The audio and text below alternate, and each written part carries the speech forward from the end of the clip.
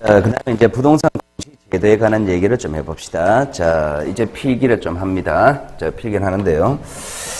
자, 일단은요. 자, 이렇게 합시다. 자, 첫 시간이니까 여러 가지 내용을 다 정리해놓고 이제 본격적으로 들어갈게요. 자, 지금 여러분 보실 때 칠판이 가로로 되어 있습니까? 세로로 되어 있습니까? 가로로 되어 있죠? 노트는 가로로 쓰세요. 노트는 가로로 씁니다. 그러니까 우리가 선생님들이 논리 전개할 때요. 가로로 논리 전개해 갑니다. 세로로 논리 전개하지 않습니다. 가로로 논리 전개 만약에 이러면 세로로 노트를 쓰다가는 계속 이렇게 써가잖아. 그죠? 옆에 적을 공간 없습니다. 그러니까 가로로 쓰세요. 자, 가로 쓰는데요. 자, 뭐부터 하느냐. 그러니까 부동산 공시 제도가 뭔지, 부동산 공시법이 뭔지 깔끔히 정리할 겁니다. 자, 일단 이것부터 알아야 돼요. 자, 부동산 공시법이 뭐냐 말입니다. 부동산 공시법이 뭐냐. 이것부터 들어갑니다. 공시 제도가 뭐냐 말입니다. 자, 일단은요. 자, 여러분 시험은 주관식이 아니라 객관식이죠. 자, 객관식 시험의 특징은요. 정확히 알아야 됩니다. 가령 이런 예를 들어볼게요. 여러분의 주관식 시험입니다. 자, 대학교에서 시험을 칩니다. 자, 무엇에 대해서 논하시오라고 제목을 주면서 문제를 주면서 자, B4용지 한 장을 줍니다. 자, B4용지 한 장 주는데 그 내용을 다 채워 넣어야 되죠. 그죠? 자, 채워 넣어야 되는데 자, 100점 맞기 위해서 거기 채워 넣을 때 필요한 단어 10개 단어가 요소에 들어가야 돼요. 자, 10개 단어가 들어가야 됩니다. 근데 내가 공부 양이 적어가지고 5개 단어밖에 못 적었습니다. 점수는 몇 점 줄까요? 10개 적어야 100점입니다. 5개밖에 못 적었습니다. 점수는 50점 줍니다. 그러니까 주관식은요, 아는 만큼 점수를 줘요. 자, 객관식입니다. 자, 무엇에 대해 틀린 것은 자, 1번, 2번, 3번, 4번, 5번 5개입니다. 자, 3개는 정확히 알았습니다. 자, 둘 중에 하나가 헷갈려요, 이게. 자, 둘 중에 하나입니다. 내가 4번으로 찍었습니다. 근데 정답은 5번입니다. 빵점. 무슨 얘기냐? 객관식은요, 정확히 알아야 됩니다. 어렴풋이 아는 거하고 모르는 거는 똑같아요. 그러니까 객관식은요. 내가 하려면 정확해야 되고 어렴풋이 한다는 건 의미가 없단 말입니다. 그러니까 객관식 공부하는 여러분들은요. 많이 하지 마시고 양을 줄여서 정확히 하셔야 돼요. 그리고 무엇은 무엇이다라고 정확히 나와야 됩니다. 자, 부동산이 뭡니까? 부동산이 뭡니까? 부동산이 뭡니까? 라고 물었을 때 뭔가 떠오르죠? 그거는 일반인이 생각하는 거고 공부를 하는 여러분들은 시험을 주면 여러분들은 부동산이 뭐다라고 딱 나와야 됩니다. 자, 부동산의 개념을요. 민법 시간에 부동산은 토지와 그 정착물이라고 해요. 근데 공시법 시간에요. 부동산은요. 이렇게 합니다. 토지하고 건물 요거를 부동산이라고 그럽니다. 토지, 건물 이거를 부동산이라고 그럽니다. 그러니까 부동산이 뭡니까? 토지와 건물 이렇게 딱 꺼내야 됩니다. 토지와 건물을 부동산이라고 그러고요. 자, 공시란 말은 무슨 말이냐니까 공시란 말은요. 자, 한자는 이렇게 씁니다. 자, 여러분의 일상생활에서 공개 이런 말 들어봤죠? 공개, 공고 같은 말입니다. 공고문은 뭡니까? 공고문은 그 서면에서 어떤 내용이 있죠. 그 내용을 외부에 알리고자 하는 게 공고문이죠. 마찬가지 공시란 말은요. 어떤 특정한 내용이 있단 말입니다. 어떤 특정한 사항을 외부에 알린다 말입니다. 외부에 알린다 이거를 공시라고 이야기합니다. 자, 그러면은 부동산 공시가 뭡니까? 라고 이야기하면 여러분은 이렇게 이제 글자를 바꿔서 읽으면 됩니다. 부동산의 요겁니까? 공시가 요겁니까? 그럼 부동산 공시가 뭡니까? 그러면은 토지와 건물에 대한 특정 사항을 외부에 알리는 법, 제도를 부동산 공시 제도, 공시법이라고 하는 겁니다. 그러면은 여기서 다시 이제 문제가 되는 것이 자, 토지와 건물에 관한 특정한 사항을 외부에 알린다 그랬죠. 그럼 특정한 사항, 요게 뭐냐 말입니다. 이게 뭐냐 이것을 우리가 대상의 측면으로 다시 분석을 해야 돼요. 무엇을 알릴 것이냐고. 그러면 알린다 그러면은 여기서 외부에 알린다면은 어떻게 알릴 것이냐 방법의 측면으로 다시 분석을 해야 되는 겁니다.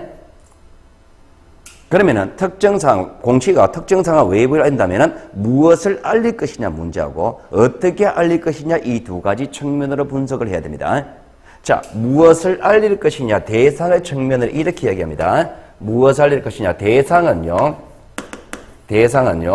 자, 대상은 두 가지를 알립니다. 두 가지. 사실관계하고 자, 두 줄 비워 놓으셔야 됩니다. 두 줄 비워 놓으시고, 자, 그리고 권리 관계를 외부에 알린다 그럽니다.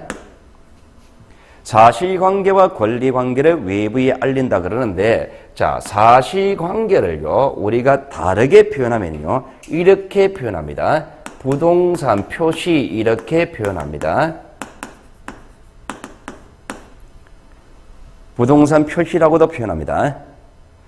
자, 첫 시간입니다. 첫 시간. 자, 첫 시간이니까요, 무조건 단어 뜻 풀어야 됩니다. 여러분들이 이렇게 생각하시면 됩니다. 만약에 여러분들이 그죠, 이 책이 이제 서점에 가면 있거든요. 서점에 가가지고 이 책을 봤습니다. 이 책을 보고서 쭉 한번 넘겨본단 말입니다. 쭉 넘겨보고 한번 읽어봅니다. 읽어보니까 이게 뭔 얘기인지 다 이해가 돼요. 뭔 말인지 말 뜻이 이해가 됩니다. 그러면 여러분 학원 오시겠습니까? 안 오시죠? 뭐 하려고 합니까? 저라도 안 합니다. 시간 낭비, 돈 낭비. 뭐 하려고 합니까? 이해가 되니까 그러면 이거 보고 이제 내가 다 외워서 공부하면 되는 거죠. 그죠? 그런데 여러분이 왜 학원에 오셨냐 말입니다. 학원에 오신 이유는요, 이 책을 읽어보니까 이 책의 문장이 이해가 안 되기 때문에 오신 거예요. 그럼 이 책의 문장이 왜 이해가 안 되는 겁니까? 여기 분명히 한글인데 왜 이게 이해 안 되느냐, 그죠? 이해 안 되는 이유는요, 이 책의 문장 속에서 나오는 단어들이 있죠. 이 단어 뜻이 해결 안 되는 거예요. 그러니까 단어 뜻이 해결 안 되니까 문장이 이해 안 되는 겁니다. 그럼 여러분은요, 뭐부터 하셔야 되느냐 말입니다. 뭐부터 하셔야 되느냐? 이 책에 나오는 단어 뜻부터 알아야 됩니다. 옛날에 여러분 학교 다닐 때 영어 독해 봤죠, 그죠?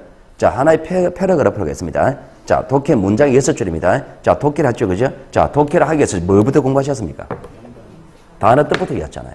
그러니까 마찬가지 단어 뜻부터 알아야 됩니다. 단어 뜻을 알아야만 문장이 해석되고, 문장이 해석돼야만 논리가 나오는 겁니다. 그래, 단어 뜻부터 알아야 됩니다. 자, 부동산 표시입니다. 자, 부동산에 뭐였습니까? 토지 건물이었죠. 자, 표시란 단어가 뭘까요?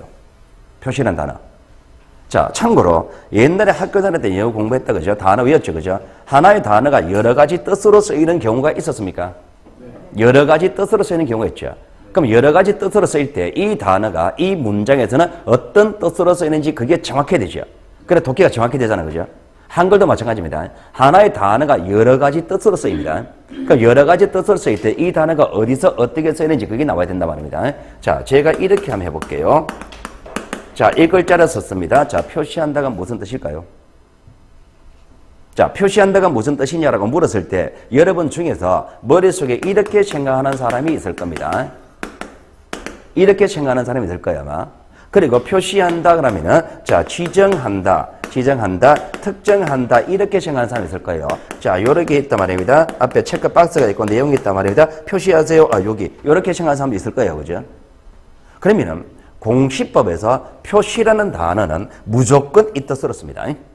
공시법에서. 그럼 표시라는 단어가 가지는 법률적 의미는요, 특정한다는 뜻을 가집니다. 특정한다.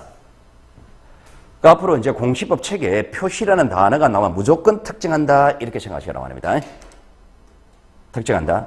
이 부동산 표시. 그러니까 부동산 표시는 뭐예요? 부동산을 특정하는 내용이에요. 부동산을 특정하는 내용은요, 구체적으로 어떤 거냐? 물리적 현황입니다. 물리적 현황.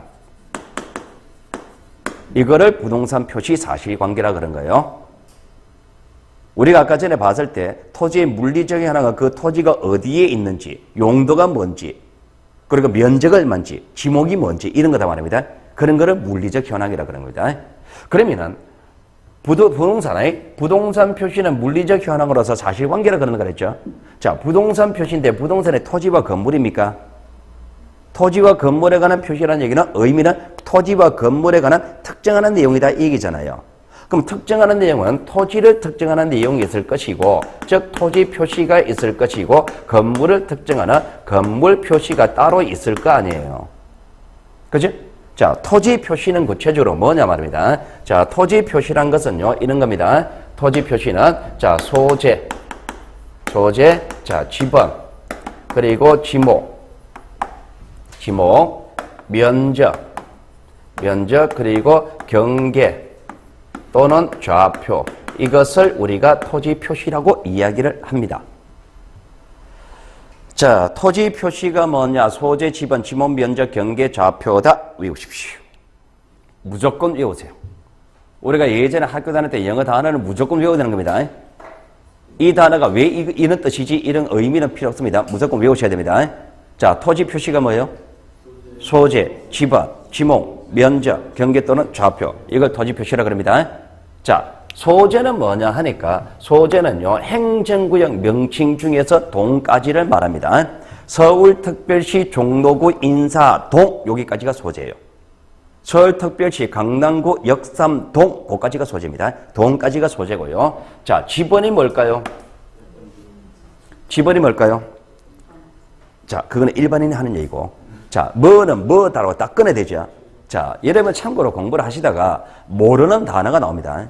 모르는 단어가 나왔을 때요, 그 단어를 책을 찾아보도 되지만은 먼저 여러분 스스로 해결하는 방법이 모르는 단어가 나올 때 무조건 글자별로 끊으세요. 무조건 끊어서 한자 뜻을 생각합니다. 자, 요렇게 한꺼번에 이렇게 지자 번자 끌어볼게요. 자, 요 지는 뭐냐? 땅이에요. 토지예요. 번호. 토지 번호가 지번입니다. 토지 번호가 지번입니다. 역삼동 35번지라고 하면은 역삼동에서 35번째 토지다. 그게 지번입니다. 토지 번호예요. 그러면 지목이 뭘까요? 토지 목적. 이 토지는 어떻게 사용할 것인지 토지 목적인데요. 구체적으로 용도로서 결정이 됩니다. 용도로서 결정이 됩니다. 용도. 자, 그리고 면적입니다. 면적은 뭘까요? 크기. 토지 크기입니다.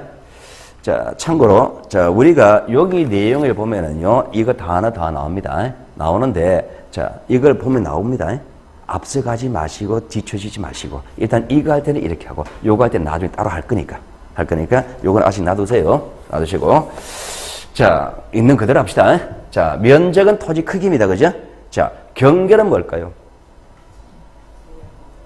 뭔가 더 그러죠? 자, 그건 일반인이 하는 얘기고요. 자, 시험을 목적으로 하는 경계가 가지는 의미는요. 경계는요. 토지 외형이라는 의미입니다. 경계가 뭡니까?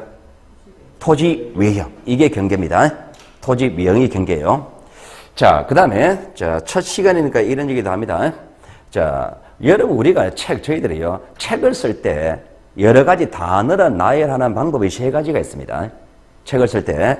자, 단어를 나열할 때, 뭐, 그리고 밑에 점, 뭐, 그리고 밑에 점, 이렇게 단어를 나열하는 경우도 있고요.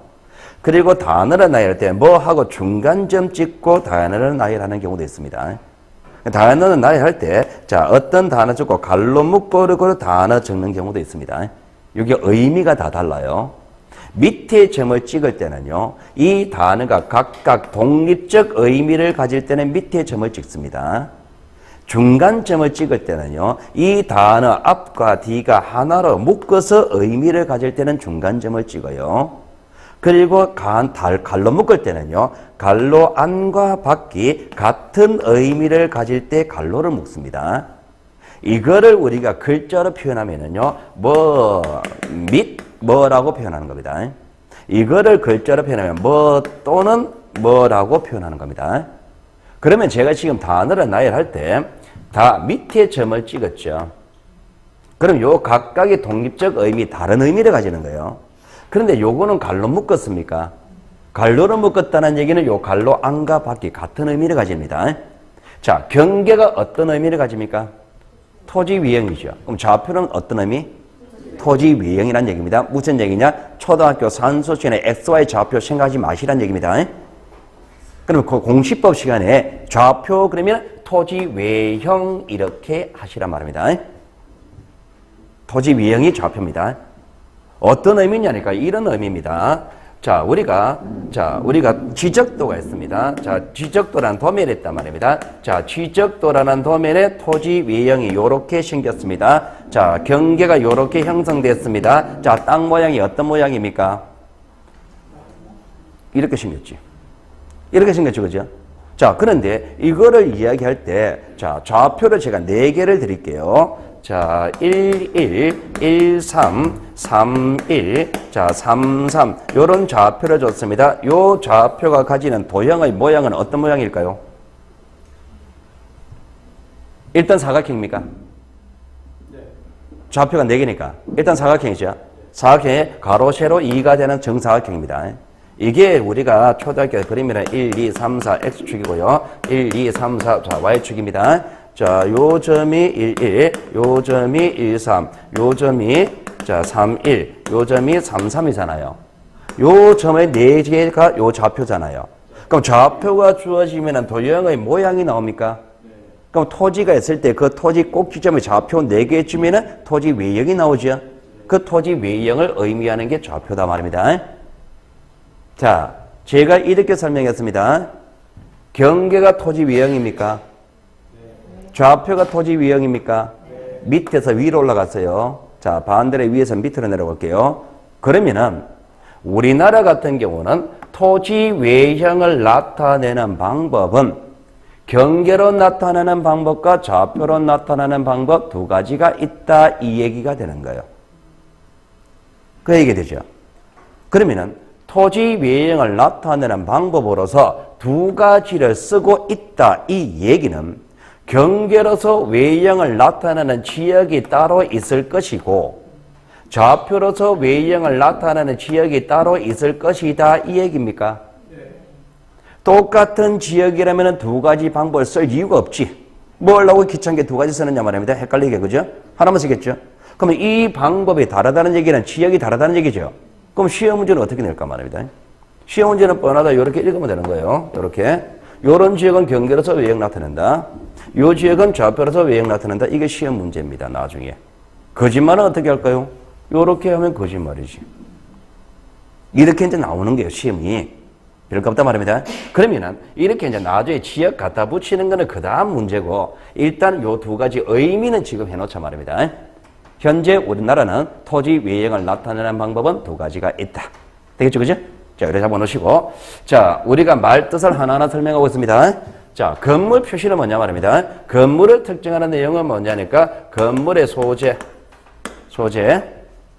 동까지고요. 지번이 뭐라 그랬습니까?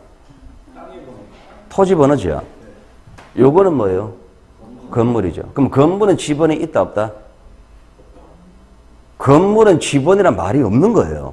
지번은 토지 번호라 그랬잖아요. 이거 토지 아니잖아요. 건물은 지번이 없습니다. 건물은 지번이 없어요. 그런데 우리 집 주소를 씁니까? 우리 주소 있죠. 우리 집 주소에 제일 마지막에 숫자 나오죠. 그 숫자는 뭘까요, 그러면? 그 숫자는 뭐냐 말입니다. 그 숫자는요. 대지 지번을 말합니다. 건물의 지번이 없고 대지 지번입니다. 우리 집 주소가 역삼동 35번지 그러면은요. 우리 집이 깔고 앉은 대지가 있죠. 그 토지가 35번지이기 때문에 건물 집 주소를 35번지로 쓰는 거예요. 대지 지번을 말합니다. 집 주소 쓸 때 대지 지번이에요. 자, 여기서 이제 우리가 조금 민감한 문제가 하나 나옵니다. 하나 정리할 필요가 있습니다. 여러분 집 주소를 쓰는데 지금은요. 도로명 주소라는 게 있습니까? 도로명 주소 있죠. 도로명 주소인데요. 참고로 공시법 시간에 도로명 주소는 고려하지 않습니다. 도로명 주소는요. 그 동사무소에 쓰는 거예요. 참고로 부동산 가치를 나타내는 경우에는 도로명 주소는 안 써요. 옛날 주소 씁니다. 옛날 주소를 지번 주소라 그래요. 왜 그러냐니까 도로명 주소에는요. 동이 안 나와요. 동이 안 나옵니다. 서울특별시 용산구 한강대로 일어나 버리잖아요. 용산구 한강대로에서 무슨 몇 번지 몇 번 일어나 버린단 말입니다. 그러면은 우리가 부동산 가치는요, 동에 따라서 가치가 달라집니다. 참고로 저 서울 한번 가볼게요. 서울 가보면은요, 서울 안양에서 넘어가가지고, 사당 있죠? 사당에서 이수 교차로를 가잖아요. 그죠? 사당에서 이수 교차로 갈 때, 왼쪽은 관악구입니다. 오른쪽은 서초구입니다. 아파트 가격이 어떻습니까? 완전히 달라요. 학군이 달라요. 그러니까 동이 어디에 있느냐에 따라서 부동산 가치가 차이 나요. 그 부동산 가치는 동 위치에 따라 가치가 차이 나는데 무슨 동이냐에 따라 가치 차이 난단 말입니다. 동 위치에 따라 가치가 차이 나는데 근데 도로명 주소에는 동명칭이 안 나오잖아요. 그러니까 도로명 주소는 부동산 가치를 정확히 반영하지 못하기 때문에 부동산 가치와 관계되는 경우는 도로명 주소를 안 씁니다. 옛날 주소 그대로 씁니다. 그러니까 여러분의 등기부 등본 때 보세요. 등기부 등본 때문에는요. 주소가요. 2개 나옵니다. 옛날 주소 있죠. 옛날 주소 앞에 나오고 뒤에 갈로 묶어서 도로명 주소 나는 거예요. 도로명 주소를 참고사항으로 하고 있는 겁니다. 그러니까 여러분들은요, 그러니까 공시법 시간에는 도로명 주소를 생각 안 하면 됩니다. 현재 등기법이 옛날 주소, 집원 주소를 전제로 규정되어 있고 도로명 주소는 반영을 안 합니다. 그러니까 옛날 주소로 생각합니다. 이게 집원 주소예요. 자, 그 다음에 건물의 종류. 건물의 종류 구조. 건물의 종류 구조. 자, 종류하고 구조는요, 보통 건물 자체에 관한 얘기를 하나의 의미를 가지는데요. 자, 종류는 뭐냐니까 건물 용도를 말합니다. 건물 용도가 종류입니다. 건물 용도가 종류고요. 자, 용도는요, 우리가 건물이 있습니다. 건물은 주거용으로 사용하는 건물이 있죠. 상가로 사용하는 건물이 있죠. 다르죠. 창고로 사용하는 건물이 있죠. 다르죠. 그래, 건물은 종류, 용도에 따라 종류가 구분됩니다. 구분되고, 자, 구조입니다. 자, 구조는요, 이거는 별도로 안 적을게요. 건물이 있습니다. 건물에 300평입니다. 자, 건물 300평이 나오는 방법이 단층으로 300평 가능합니까? 네. 공장. 300평 가능하죠? 2층으로 300평 가능합니까? 3층으로 300평 가능하죠? 자, 단층 건물에 집을 짓는 방법이 시멘트 블록으로 집 지을 수 있습니까? 시멘트 블록으로 집 지을 수 있죠. 벽돌집으로 집 지을 수도 있죠. 철골 콘크리트로 집 지을 수도 있죠. 목재로 집 지을 수 있죠. 다 다르죠. 지붕이 슬라브 지붕 가능합니까? 기와 지붕 다 가능합니까? 다 다르잖아요. 그렇게 구분되는 게 구조라고 이야기하는 거예요. 자, 그리고 건물의 면적, 건물 크기입니다. 건물 크기. 자, 그리고 부속 건물. 부속 건물은 있을 수도 있고 없을 수도 있습니다.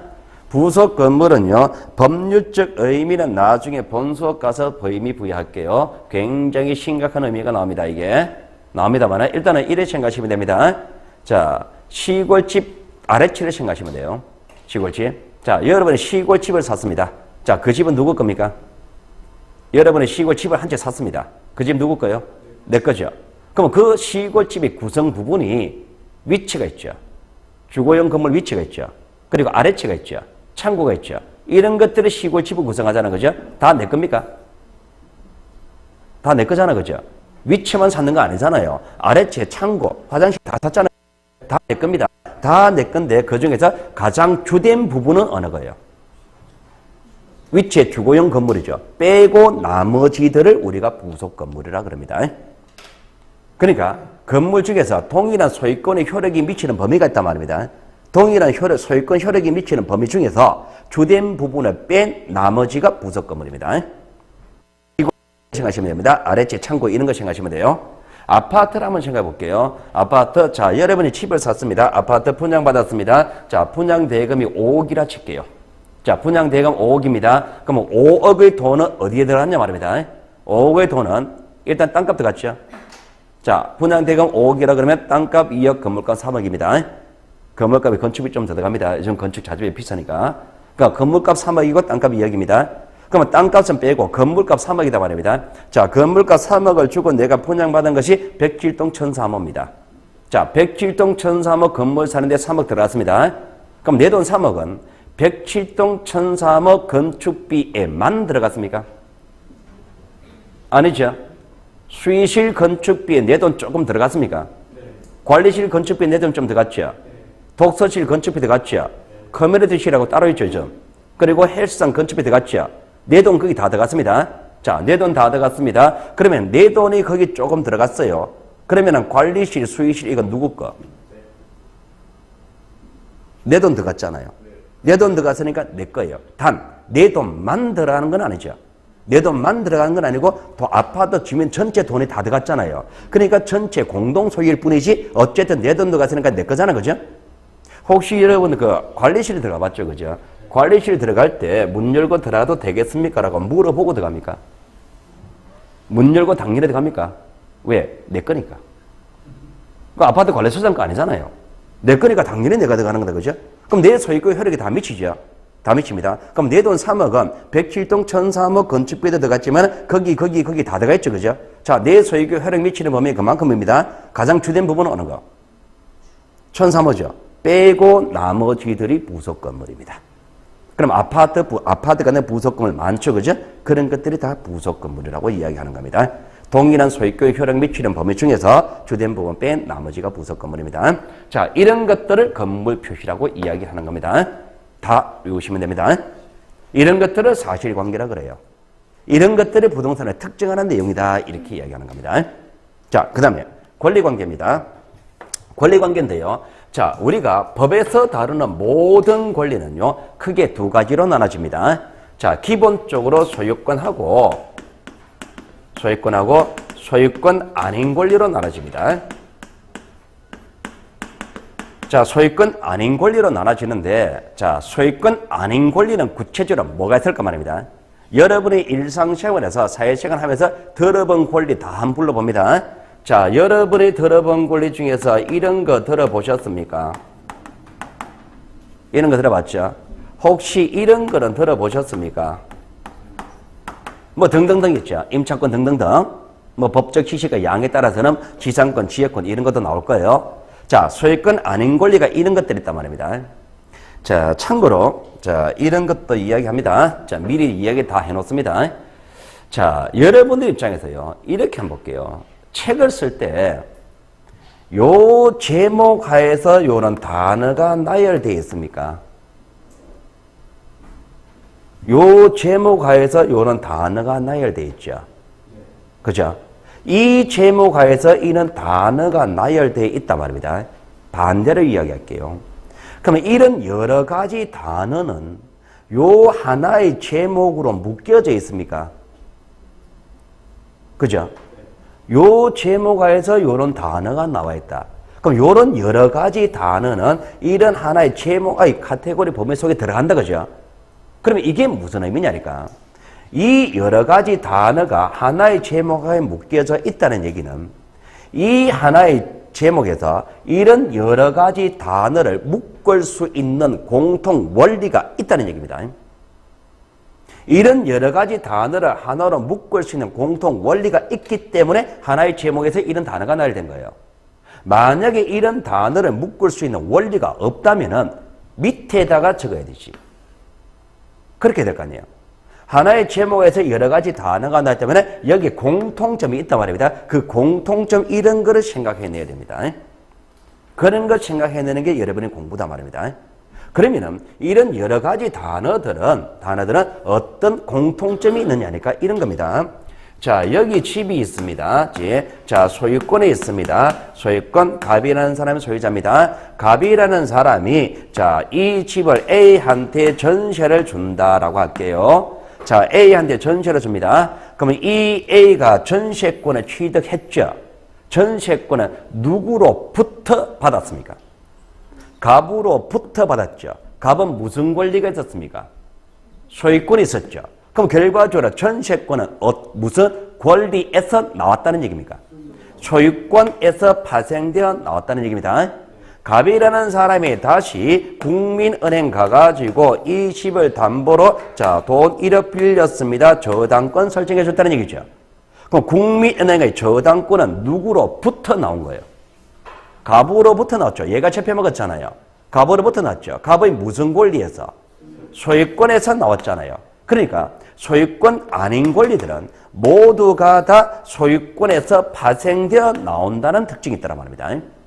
그러니까 소유권 이배 권리는 소유권에서 파생되어 나온다는 특징이 있더라 말입니다. 여러분은 이렇게 기억하는 겁니다. 법에서 다루는 모든 권리는 소유권이 있고 소유권에서 파생되어 나오는 권리다. 이렇게 생각을 합니다. 민법에 가면은 점유권과 본권으로 나눠진다. 본권에는 소유권, 소유권에서는 제한물권과 용의물권이 있다. 담보물권, 용의물권 뭐 그런 게 배울 겁니다. 그러니까 담보물권, 용의물권 전부 다 소유권에서 나옵니다. 제한물권에 대한 제한한다. 무엇을 제한해요? 소유권을 제한한다. 이렇게 나올 거예요. 그런 것들은 전부 다 소유권에서 나온다. 이 말입니다. 소유권에서 나왔으니까 나온 만큼 소유권을 제한할 거 아니에요. 뭐 그렇게 들어갑니다. 일단은 소유권에서 파생되어 나온다는 얘기고요. 자, 그러면은 지금 우리가 이제 뭘 했느냐니까 부동산 공시 제도란 것이 토지와 건물에 대한 특정 사항을 외부에 알린다 그랬죠. 그 특정 사항이 대상이라 그랬잖아요. 그 대상이 요 두 가지잖아요. 사실관계, 권리관계 요 두 가지잖아요. 그러니까 공시법에서 무엇을 알릴 것이냐 이게 나왔단 말입니다. 그러면 이러한 두 가지를 외부에 알리는데 그 알리는 방법이 있을 거 아니에요. 방법. 그죠? 그 방법이 두 가지가 있단 말입니다. 그 방법이 두 가지가 지적과 등기라는 두 가지 방법이 있습니다. 등기라는 두 가지 방법이 있습니다. 지적과 등기라는 두 가지 방법이 있는데 지적은 뭐냐, 등기가 뭐냐라고 한다면은요. 자, 지적은요. 땅지자입니다. 토지 내역입니다. 여러분 호적이라고 들어보셨습니까? 호적이 뭡니까? 우리 집 내역입니다. 호적이면 아버지 나옵니까? 아버지 나오죠. 내 아들 나오죠. 우리 집 내역이 호적이에요. 우리 집 내역이 호적이고요. 그러면은 지적은 토지 내역이 지적인 겁니다. 그러니까 토지 내역이 지적인데 요 지적에서는요. 땅이죠. 그죠? 토지만을 대상으로 합니다. 부동산은 토지와 건물 두 개가 있잖아요. 그 두 개 중에서 지적에서는 토지만을 대상으로 해요. 등기가 있단 말입니다. 등기는요. 토지하고 건물 모두를 대상으로 합니다. 토지 등기부 들어보셨죠? 건물 등기부 들어보셨죠? 토지 등기 모두를 대상으로 합니다. 그러면 지적은요. 한마디로 이야기하면 대장입니다. 토지 대장, 임야 대장 들어보셨죠? 두 마디로 이야기하면 도면입니다. 대장하고 도면을 지적이라 그럽니다. 지적도 임야도 들어보셨죠? 그 대장하고 도면 만드는 게 지적입니다. 등기는요. 한마디로 이야기하면 등기부 만드는 겁니다. 등기부. 지적이 뭘까요? 지적이 뭘까라고 물었습니다. 그러면 여러분들은요, 요 글자 빼고 나머지를 읽으면 돼요. 지적이 뭡니까? 토지에서 대장하고 도면 만드는 거. 이래 하면 되는 거예요. 등기는 뭐예요, 그러면? 토지하고 건물에서 등기부 만드는 게 등기입니다. 자, 그러면은 절차법은요, 실체법과 다르게 절차법은요, 여러분 항상 생각하실 때, 우리가 그 초등학교 때 육하원칙이 있었습니까? 누가 언제 무엇을 어떻게 왜 하느냐 이것이었죠. 항상 그거를 생각하셔야 됩니다. 절차법은요. 절차를 진행시키는 주체가 있겠죠. 절차를 진행시키는 목적이 있겠죠. 절차를 진행시키는 상황이 있겠죠. 절차를 진행시키는 방법이 있겠죠. 그러니까 주체를 물을 수도 있고 상황을 물을 수도 있고 목적을 물을 수도 있고 방법을 물을 수도 있거든요. 그러니까 절차법은 항상 그걸 생각하셔야 됩니다. 그러면 지적은 토지에 대해서 대장과 도면 만드는 거라 그랬잖아요. 그러면 대장과 도면을 만드는 주체가 있겠죠. 누가 만드느냐? 소관청이 만든다 그럽니다. 자, 소관청은요, 포괄적 개념인데요. 소관청은 이겁니다. 업무를 소관하는 관청의 준말입니다. 업무를 소관하는 관청의 준말인데 구체적으로는 누가 되느냐는 그 업무가 어떤 업무이냐에 따라서 소관청은 달라집니다. 그 업무 성격에 따라서 국장이 될 수도 있고 시도지사가 될 수도 있고 시군구장이 될 수도 있습니다. 현실적으로 지적 업무를 다루는 주체는요. 적지 마세요. 시장군수구청장입니다. 이거는 이렇게 생각하시면 됩니다. 여러분 그 등기부 등본 떼본 적 있습니까? 어디 가서 뗐습니까? 집에서 뗐는데 이러지 마시고 등기소 가서 등기부 등본 뗍니다. 그죠? 혹시 토지 대장 등본 떼본 적 있습니까? 토지 대장은요, 어디 가서 떼냐? 구청에 가서 뗍니다. 시청에 가서 뗍니다.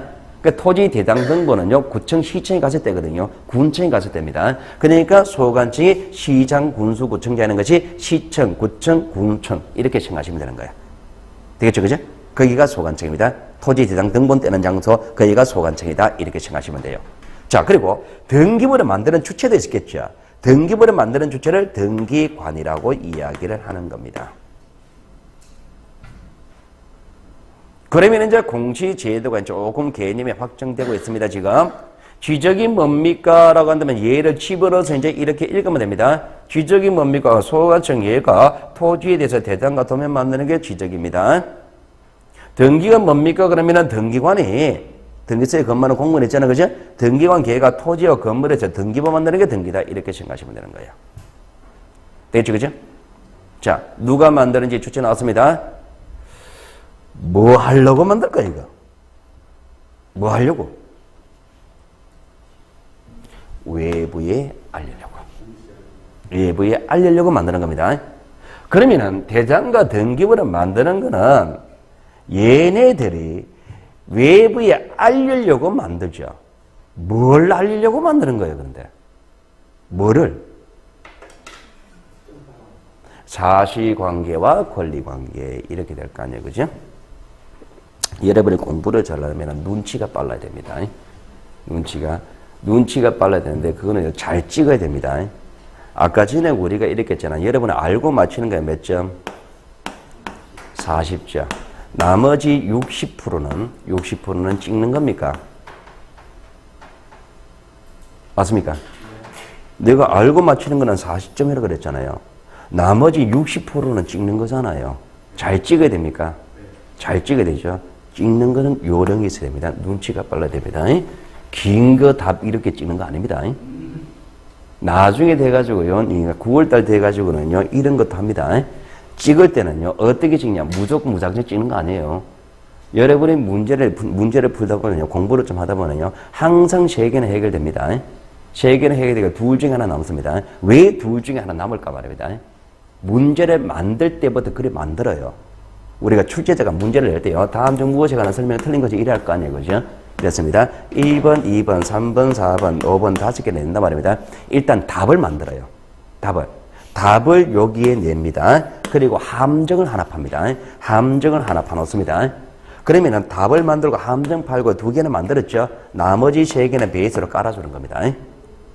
그러니까 여러분은 공부하면 3개는 해결되는 게 베이스를 깔아주는 거는 이거는 해결되는 거예요. 그러니까 둘 중에 하나 헷갈리는 겁니다. 그러니까 둘 중에 하나 찍어야 되죠. 자, 찍을 때는요, 앞에 게 답일까요? 뒤에 게 답일까요? 함정은 앞에서 파야 함정입니까? 뒤에서 파야 함정입니까? 생각해 보세요. 앞 함정은 어디서 파야 함정으로서 역할을 합니까? 뒤에서 파면 함정 역할 안 합니다. 뒤에서 파면 여기 답을 맞춰버리면 이건 안 읽어봐 버리잖아요. 함정은 앞에서 파야 함정으로 역할하죠. 함정은 항상 앞에서 판단 말입니다. 그럼 답은요, 둘 중에 찍는다면 답은 항상 뒤에 게 답이지. 이상합니까? 이상합니까? 아니에요. 여러분들은요, 시험을 처음 쳐보시면은, 저희들은요, 시험 친 거는 몇 번 봤냐 말입니다. 여기 시험들은 다 심리 이상 강의했습니다. 심리 이상 강의하다 보니까 문제를 엄청 봤을 거 아니에요. 여러분만 시험 치는 거 아니라 저희들은 시험 칩니다. 저희들은요, 여러분보다 딱 20분 후에 시험 칩니다. 20분 후에 시험 치는데요, 나중에 돼가지고 여러분이 시험을 마치죠, 그죠? 시험을 마칩니다. 시험장에 시험 문제가 저희들한테 나온단 말입니다. 딱 20분 후에 저희들은 지금 문제가 와요. 문제가 오면은 저희들은 시험 친단 말입니다. 여러분이 2시에 마쳤습니다. 자, 상공에서 사례인력관리공단에서 정답 발표는 5시에 합니다. 그러면 2시에 시험 마치고 난 5시까지 시간적 갭이 3시간 남죠. 요 3시간 동안에 답이 엄청 궁금합니까? 엄청 궁금하죠. 그 궁금한 걸 해결하기 위해서 여러분의 시험치를 20분 후에 받습니다. 20분 후에 받아 저희들이 시험 쳐요. 시험 치고 여러분들은 이제 시험 쳤으니까 점심 먹죠. 점심 먹고 나서 한 3시쯤 될 거 아니에요, 그죠? 1시간 동안 3시쯤 돼가지고 이제 인터넷 사이트에 접속해야 들어가면은, 거기 가면은 답이 올라와 있단 말입니다. 그 답을 올리는 상고자 발표하기 전이잖아요. 그건 누가 푸느냐? 우리가 풀어요. 우리가 풀어가지고 답을 올린단 말입니다. 자, 우리가 풀어서 답을 올렸습니다. 근데 우리는 100점 맞아야 됩니까? 네. 우리는 100점 맞아야 될 거 아니에요. 그럼 우리가 풀어 답을 올렸는데, 근데 나중에 상고에서 발표한 답하고 이거 달라버리면 안 되잖아요, 이게. 이 실제 심각한 문제 생겨버리잖아요. 그러니까 저들 시험 친단 말입니다. 그럼 시험 칠 때는 굉장히 심각하게 시험 칩니다. 보기문은 하나하나 다 분석합니다. 그렇게 분석을 10년 이상 해왔단 말입니다.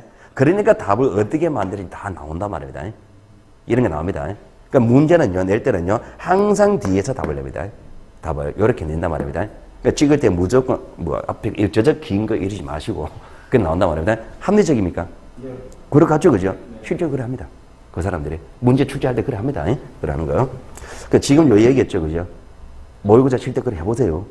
그럼 정답들은 없습니다. 그런데 문제 시험 칠 때는 기억 안 나요, 이거. 자, 봅시다. 연습을 해야 됩니다, 저는 것들. 연습만 해야 돼요. 자, 어쨌든, 뭔 얘기 하려고 그랬습니까, 이거? 아, 눈치가 빨라야 돼요. 눈치 빠른 것이요. 제가 여러분한테 묻잖아, 그죠? 오늘 첫 시간입니까? 네. 첫 시간이죠? 네. 제가 여러분한테 뭘 바라겠습니까? 뭘 바라는 거 없습니다. 여기 다 있는 거다 말입니다. 있는 걸 이야기하는 거예요. 그러면 이제 하나하나 갑니다. 논리적으로 가는 거예요, 지금. 자, 그러면 지적과 등기에서 이거를 외부에 알린다는 얘기잖아요, 그죠? 네. 그럼 대장과 도면은 뭐 하려고 만들었냐 말입니다. 등기부는 뭐 하려고 만들었냐 말입니다. 그럼 이거를 외부에 알리려고 만드는 거예요. 그럼 대장과 도면에 그리고 등기부는 뭐가 나오겠습니까? 어떤 얘기가 나오겠냐? 이게 나올 거란 말입니다. 이게. 자, 그 다음에 지금요, 이 도표의 형식을 해석할게요.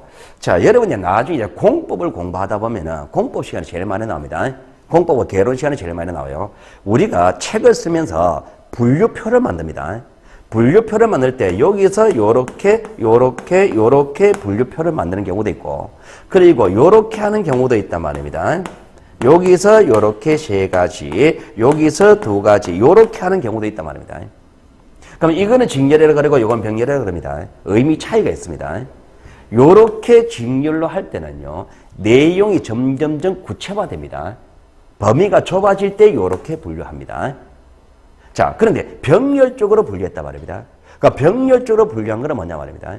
요 두 가지는 요 원리하에서 나오는 의미다. 반대로 갈게요. 이것도 이런 의미고 이것도 이런 의미다. 같은 의미를 가질 때는 병렬로 합니다. 자, 그러면 이렇게 가볼게요. 지금 여기서 대상이 두 가지입니까? 네. 방법이 두 가지입니까? 네. 두 가지죠. 두 가지 대상을 두 군데서 알린다는 의미가 편하게 하나씩 나눠서 사실관계는 지적이고 권리관계는 등기, 이 의미일 것이냐, 아니면 사실관계, 권리관계 두 가지 모두 다가 지적에도 나오고 등기에도 둘 다 나온다, 그 의미일 것이냐. 전자, 후자? 후자입니다.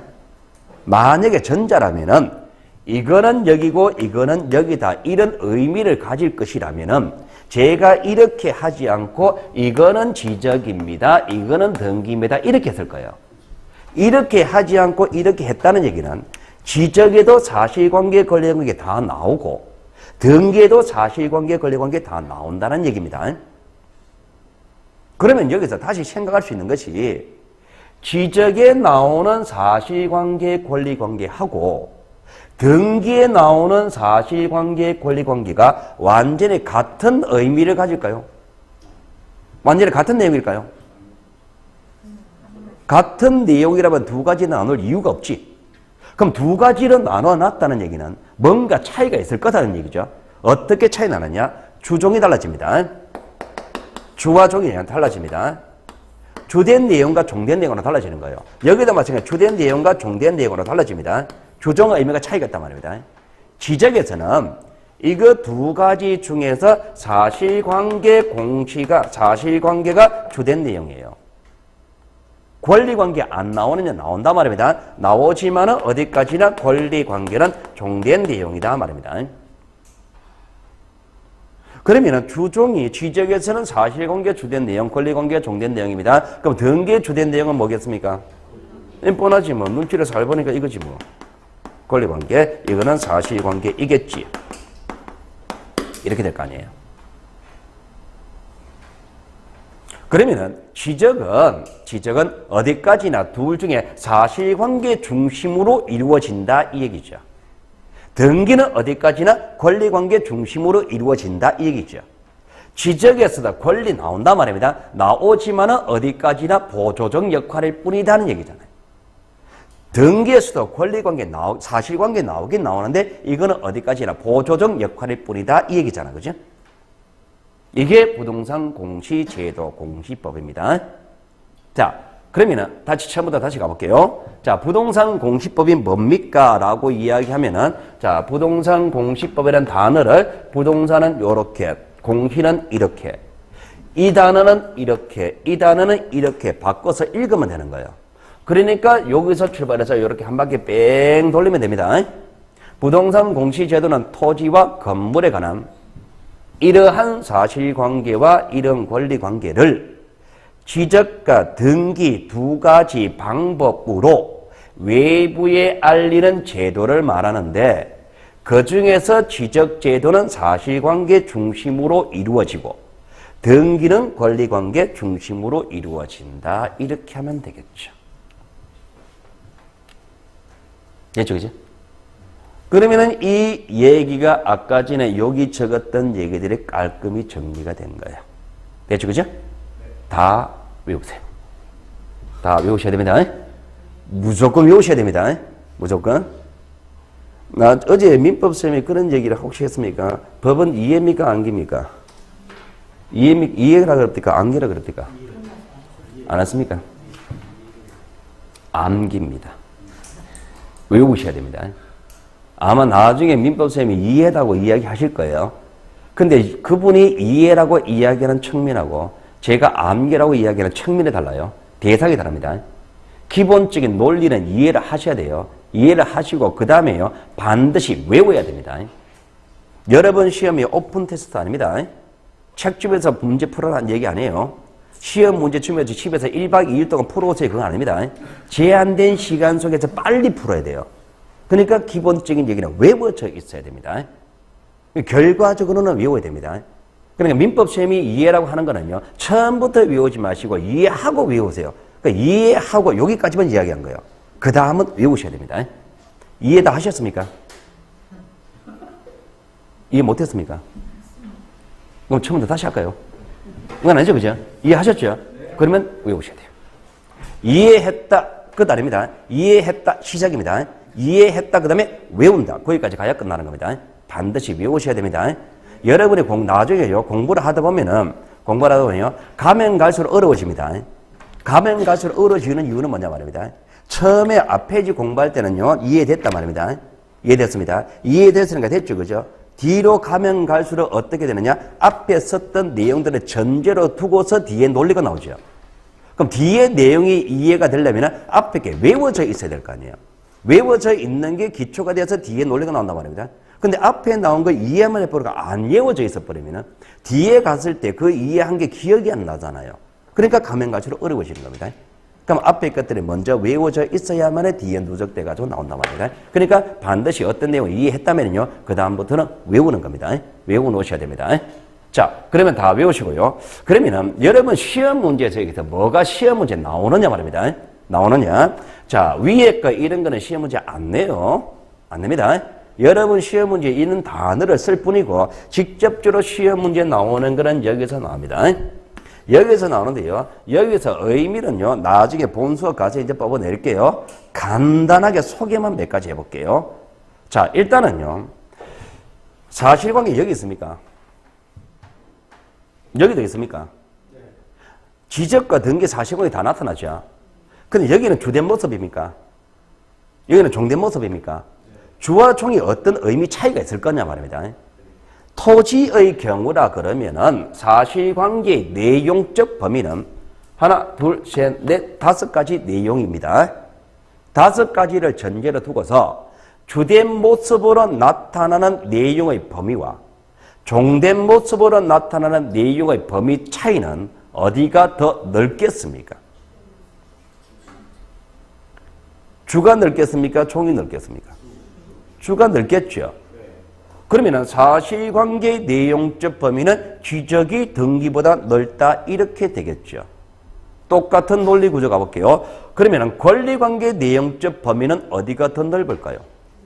등기가 넓겠죠. 자, 참고로 여러분들의 입장에서 공부를 하는 여러분 입장에서는요. 어디 하나가 두 개를 전제로 두고서 어느 하나가 넓다, 좁다라고 나오면은요. 반드시 두 개를 같이 생각해야 됩니다. 하나가 넓다, 좁다 그러면 공통되는 범위가 있을까요? 이 얘기잖아요. 넓다, 좁다 그러면 반드시 두 개를 같이 생각하라는 얘기가 공통되는 게 있고 차이가 나는 게 있잖아요. 시험 문제는 요거다 말입니다. 하나가 넓다, 좁다 그러면 공통되는 게 뭔지 차이가 나는 게 뭔지 이거를 같이 분석해야 됩니다. 공통되는 차이 나는 거. 그러면은 사실관계는 지적이 등기보다 넓다 그랬죠. 그럼 공통되는 게 있을 것이고 차이가 나는 게 있겠죠. 지적에서는요. 자, 여기 노란 색깔입니다. 다 나옵니다. 지적에서는. 등기에서는요. 빨간 색깔입니다. 등기에서는 요만큼만 나옵니다. 요만큼만. 그럼 소재, 지번, 지목, 면적은 공통적으로 나옵니까? 토지 외형은 지적에만 나오고 등기는 안 나온다. 그 얘기입니다. 되죠? 자, 권리관계는요. 등기가 지적보다 넓다 그랬잖아요. 그죠? 자, 등기가 지적보다 넓다 그랬는데 권리관계의 내용은요. 크게 보면 두 가지입니까? 자, 두 개를 전제로 두고서 넓다, 좁다 그러면은 경우의 수는 넓다, 두 개, 좁다, 한 개 이거밖에 없습니다. 두 개를 전제로 넓다 그러면 두 개, 좁다 그러면 한 개밖에 없습니다. 그럼 넓다 그러면 두 개 나온다 그러면 소유권하고 소유권 200권이 다 나와요, 여기. 이거 좁다 그랬죠? 하나만 나오겠죠? 하나만 나온다면 소유권이 나올 거예요? 소유권 아닌 권리가 나올 거예요? 소유권이 나옵니까? 둘 중에 어느 나올 거예요? 한 개만 나온다면? 이거 나옵니까? 왜? 이렇게 생각하시면 됩니다. 소유권 아닌 권리는 성격이 소유권에서 파생되어 나온다 그랬죠. 파생되어 나오는 소유권 200권리는 소유권이 전제가 되어야 나올 수 있잖아요. 소유권 없이 이것만 독자적으로 존재할 수는 없잖아요. 그럼 하나만 독자적으로 존재할 수 있는 거는 이거밖에 없단 말입니다. 그러니까 소유권만 나오는 거예요. 그 소유권은 공통적으로 나오죠. 소유권 아닌 권리는 등기를 봐야 되지 지적을 봐서 될 일은 아니다. 이게 주화종의 첫 번째 의미. 자, 두 번째 의미. 소유권은 공통적으로 나온다 그랬습니다. 빨간색까지는 공통적으로 나온다 그랬습니다. 그러면 동일한 토지가 있다면 어떤 한 동일한 토지라면 여기 나오는 소재, 지번, 지목, 면적은요. 면적까지는 서로 일치를 해야 되겠습니까? 일치해야 되겠죠. 자, 그러면은 서로 일치인데 이게 불일치하다라고 하게 되면은 사실관계가 불일치하다면 어느 게 기준일까요? 지적이 기준이겠죠. 그럼 지적이 기준이라는 얘기는 뭐가 틀렸다는 얘기입니까? 등기가 틀렸다는 얘기죠. 그러면 사실관계가 불일치하다는 사망이 주어지면은 어떤 절차가 따라 나와야 되느냐? 등기를 뜯어고치는 변경 등기 절차가 따라 나와야 되겠지. 그치?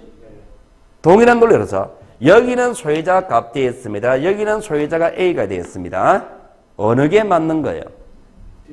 등기가 맞는 거죠. 그럼 소유권의 불일치하다면 등기가 기준이잖아요. 대장이 틀렸죠. 뭘 뜯어고쳐요?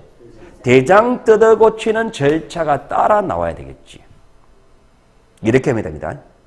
그러면 여러분 입장에서 등기부에도 면적이 나오죠. 등기부에 면적이 100이 되어 있습니다. 대장에도 면적이 100이 되어 있습니다. 똑같이 나오니까. 그러면 100이 되어 있습니다. 이게 100이 100제곱미터라면 면적 일치하죠. 그럼 이 토지 면적 얼마예요? 100이죠. 근데 등기부를 보니까 120이 되어 있고 대장은 100으로 되어 있습니다. 그럼 어느 게 맞는 거예요? 100이 맞죠. 120이가 잘못됐잖아요. 그러니까 이제 여러분들은요, 토지 등기부 등본을 떼보니까 면적이 100제곱미터를 있더라 말입니다. 믿어라, 믿지 마라. 믿지 마라. 등기부에 나오는 면적은 참고 자료일 뿐이지 면적은 대장까지 봐야 확인되는 거지. 이제 뭔가 하나 배운 게 나오죠, 그죠? 자, 그리고 토지 대장을 보니까 소유자가 나온단 말입니다. 토지 대장의 소유자가 가별화 되어 있습니다. 믿어요, 믿지 말아야 돼요? 믿지 말아야 돼요. 토지 대장의 소유자 나옵니다. 어디까지나 참고 자료일 뿐이지 소유권을 확실하려면 등기부까지 보고 확인해라 말입니다. 등기를 보니까 가별화 됐다. 이거를 믿어야 되지 이거를 믿으면 안 되는 거예요. 좋은 거 배운 겁니다, 오늘. 하나 배운 겁니다. 자, 이게 주와 종의 의미고. 자, 세 번째. 사실관계가 자, 이 토지의 지목이 전이었습니다. 전이었습니다. 농지 전용 허가를 받아서 지목을 대라 바꿀 수 있겠죠. 그럼 전이라 되면 여기도 전으로 되어 있었을 것이고 여기도 전으로 되어 있었겠죠. 자, 대로 지목을 바꿨습니다. 사실관계 바뀌죠. 사실관계는 어느 것부터 바꿀까요? 사실관계는 요게 기준이라 그랬잖아요. 그러면 요거부터 바꾸고 나서 그 다음에 요것을 바꾼다 이렇게 순서가 나오겠지. 그죠? 그러면은 여러분 시험 문제에 출제자가 자 사실관계 부동산 표시 사실관계죠. 변경하는 등기한다 라는 시험 문제가 나왔단 말입니다. 그 부동산 표시 변경 등기한다 이 글자가 나왔을 때 변경 등기한다 하는가 보다 이렇게 생각하면 안 된단 말입니다. 부동산 표시 변경 등기한다 이 말을 볼 때는 머릿속에서는 대장에서 먼저 바꿨겠지 이거를 생각하셔야 되는 겁니다. 이거는 지적부터 먼저 바꾸잖아요.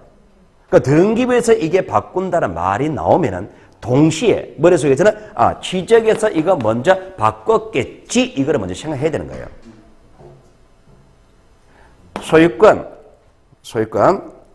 소유권 이전 등기한다 말입니다. 소유권 이전 등기한다 이 말이 나왔습니다. 등기한다 소유권 바뀌겠지 그렇게 생각해서는 안 되고 소유권 이전 등기한다 이 말은 조금 있다가 대장의 소유권 바꾸는 절차 따라 나오겠구나 이걸 같이 생각이 되는 거예요. 소유권은 이게 기준이니까 소유권은 등기 먼저 정리할 거 아니에요. 등기에서 그죠? 항상 두 개를 같이 생각이 되는 겁니다. 이게 공시제도다 말입니다. 그럼 여기에 관한 얘기가 나중에 이제 이런 것들이 전개가 문제화 되는 거예요. 그럼 이런 문제화 되는 거는 그 다음 문제입니다. 그 다음 문제고 일단 머릿속에 외워놔야 됩니까? 외워놔야 되는 거예요. 무조건 외우셔야 됩니다. 저하고 여러분은요, 뭘 공부하느냐? 요거 공부하는 겁니다. 요거를.